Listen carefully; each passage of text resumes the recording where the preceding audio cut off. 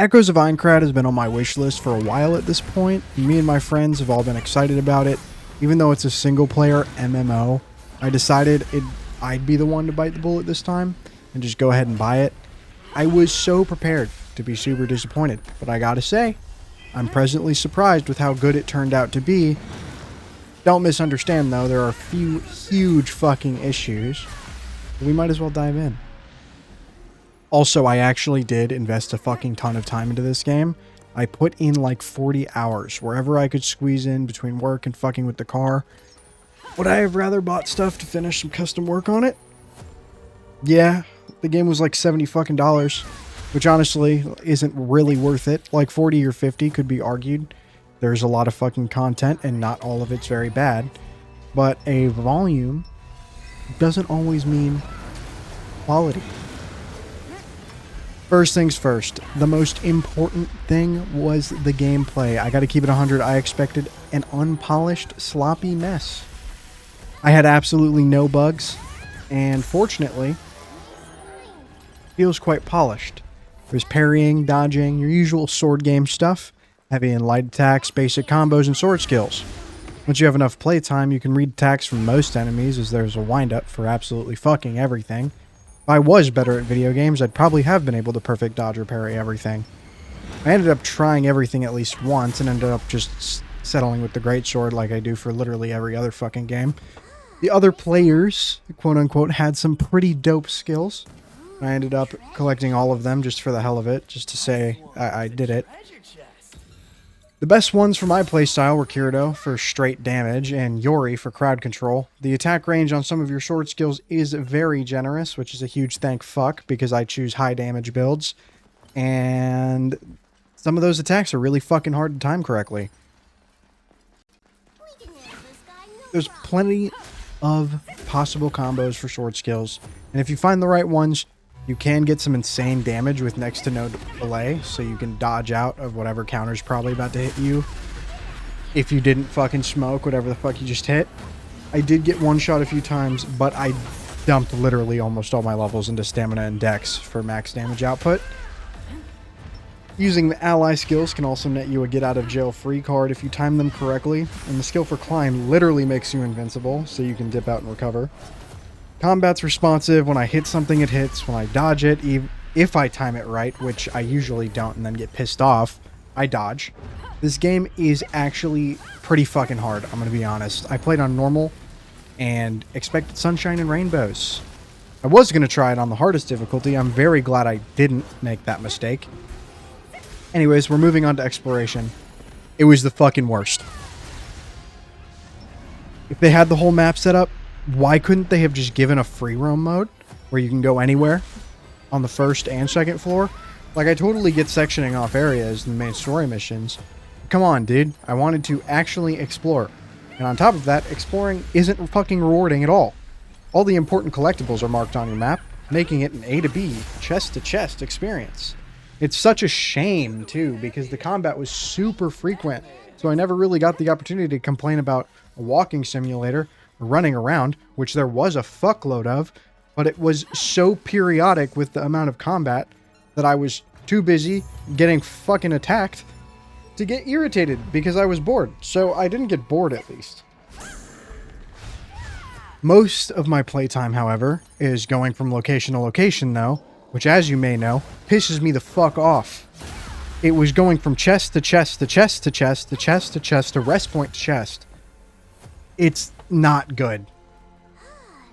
I would have rather than there be just, oh, a shiny, oh, a shiny, oh, a shiny, because it just was pinged on your map. And the worst part is finding the dungeons around naturally felt awesome because they weren't fucking marked. Which adds fucking salt to the wound because they absolutely could have made finding shit actually rewarding, but didn't. Anyways, finding the rest points to unlock the map was fine. It's basic video game stuff. I personally prefer unlocking a map via exploring, which would have made the game infinitely better and would have removed the issue of having the chest displayed. But it's totally not like exploration is one of the biggest things you gotta get right in a game like this. Any variety is fine. I didn't expect a lot of enemy types with different attacks. Basic mobs are pretty spread out. So once you progress, there's a pretty normal enemy variety. But holy fucking shit. I swear to God, if I see one more of these copy-paste fucking boss mobs, I'm gonna crash the fuck out.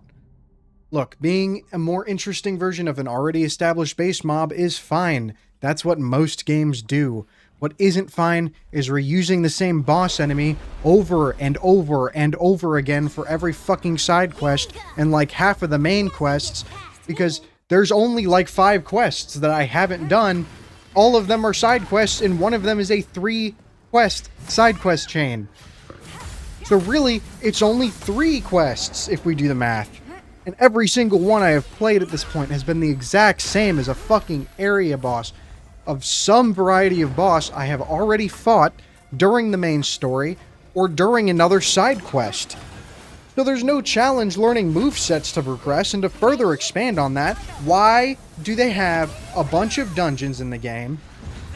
And why are the fucking coolest ones you go in like fucking twice and they're side quest related? They insist on using Teardrop Cage like fucking 10 times, and that shit's pissing me the fuck off because it is the exact fucking same. Even though it is procedurally generated, it still looks the exact fucking same no matter how many times I play it. And it didn't have unique bosses. At all. The footage I'm showing, at least, is from one of the better dungeons in the game, and that at least was solid. I was actually able to go back and grind loot because that one, when procedurally generated correctly, actually worked relatively well. It's such a shame they made so much solid content just to leave it in a side quest most people won't even do unless they participate in the exploration, which most people, even if participating, won't go over to the dungeon because they'll grab a chest nearby and fucking dip because it's already shown on the fucking map. Weapon and drip variety is fine, but if you invest more time, I'm sure you'll find shit that I didn't. I'm pretty dripped out by the end of my fucking game. I'm fine with how I got dripped out. That's just me, right? If you make a game like this, why didn't you release it with co-op or some sort of multiplayer? Hell, at this point, you could have just released a live service game and updated it periodically with different floors. It literally would have been free money. This is a licensed game. They could have pitched a live service version and may even have. The problem is, in this day and age, it's not about what the consumer wants anymore. It's about more, how much can we spend to get as much money as possible? And the game's made a lot of fucking money. Because naturally, people are going to be excited about something like this. I just hope the modding community is able to do this game some sort of justice. And it's really sad because the game looks super good. Love the art style. I'm chilling with it. It's a very good look at how close you can come to something really fucking good with really good mechanics, but still completely missed the mark when it comes to the expectation that people had and realizing what you set out to do. The combat being how it is and the story the way it is, it would have been more financially worth it to release with some sort of peer-to-peer or multiplayer services. If it eventually is built into something like that, that'd be nice. I just don't see that happening. 2 floors, I understand, is a lot of work. Totally get that. And it really shows. They took a lot of time and effort to put into building the floors. They look great. They felt great to run around in, but didn't feel good to explore because you guys fucked up the fucking exploration.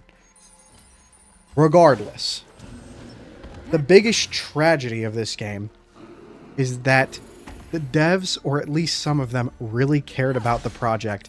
They really tried to make it work, and it shows how polished the game was. Regarding most mechanics, definitely not the fucking exploration. That shit pissed me off. And also, the boss variety. And the personality of the characters really came through. I actually enjoyed the story, which I'm usually a picky bitch about that shit. It honestly wasn't that bad. I enjoyed it. I enjoyed the characters. I enjoyed how they acted. I didn't enjoy, however, being left on a cliffhanger ending. Because fuck you, I guess. Right? If you're gonna do something like this, take the extra time. At least try to. Right? I understand that it really probably wasn't that big of a passion project. It was probably meant to make money. But holy fucking shit. The amount of content in just 2 floors of the game. If they did like 5 floors, the game honestly probably would have been getting a lot better reception than it is now. Even if you had to cut some of the content moving forward. It's incredibly well fleshed out. It's just such a shame that either they didn't get paid enough money to make the game, they didn't plan enough content out to make the game longer, or if they're gonna fucking penny pinch us with a bunch of DLCs, which I'm not buying unless a multiplayer mode comes out. So that's just me. But regardless, I can't really recommend the game, but I can't say it's total dog shit either. I had a lot of fun playing it. However, I was watching fucking anime that whole time. I was watching Initial D while playing that game the whole time.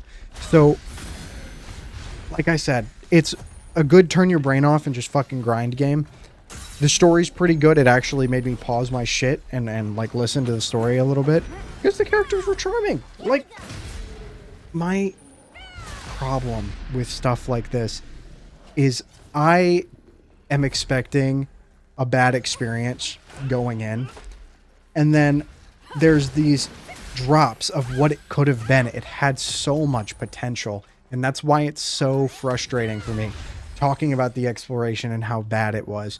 Talking about the reusing of fucking boss mobs everywhere. It's frustrating to see a game like this honestly probably end up failing in the end and losing any community that it has behind it because it's so good in great ways, but it's also so bad in ways that are equally as important. And that's just such a shame.